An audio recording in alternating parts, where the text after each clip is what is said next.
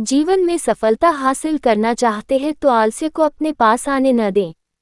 आलसी की तुलना उस तालाब से की जा सकती है सीमा में बंध जाने की वजह से जिसके पानी में सरांध व काई जम जाती है, जबकि अनवरत चलने वाली नदी का पानी सदैव निर्मल रहता है।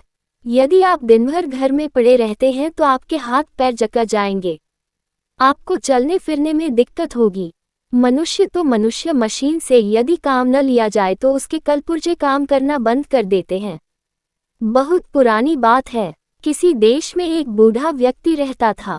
वह काफी मेहनती था, खेतों में काम करके अपना गुजारा करता था। उसके 3 लड़के थे जो बड़े ही आलसी थे।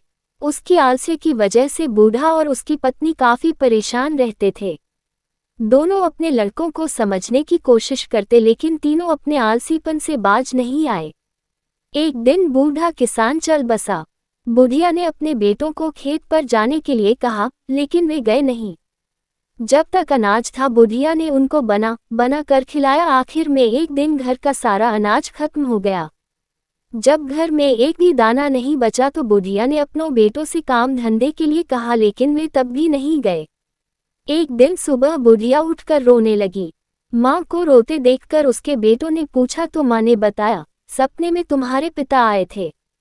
उन्होंने बताया कि यदि तुम लोग खेत में से गड़ा हुआ धन निकल कर ले आओ तो हमारी गरीबी दूर हो सकती है। तो इसमें रोने की बात क्या है? लड़कों ने पूछा। बुढ़िया बोलो, मैं तो ये सोचकर रो रही हूँ कि अब खेत खोदकर कौन धन निकल कर लाएगा। किसी दूसरे से कह भी नहीं सकती हूँ, इसीलिए रो रही हूँ। बुढ़िया की बात सुनकर तीनों बेटे खेत में जाकर जमीन खोदने लगे। तीनों बेटे एक ही जगह खुदाई कर रहे थे। ये देखकर बुढ़िया ने कहा, धन खेत में कहीं भी हो सकता है, इसलिए पूरे खेत की अच्छे से खुदाई करो। पूरा खेत खुद जाने के बाद जब धन नहीं मिला तो तीनों बेटे नाराज हो गए।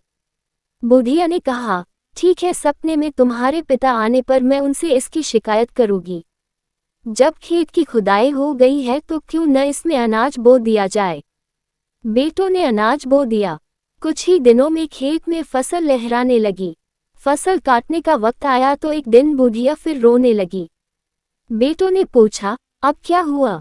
तेरे पिता सपने में आए थे, कहने लगे फसल को काट कर बाजार में बेच कर आओ, तब उन्हें धन के बारे में बताएंगे। बेटों ने धन के लालच में फसल काटकर बाजार में बेचने गए। फसल बेचने पर जब उन्हें धन मिला तो तीनों बेटे बहुत खुश हुए।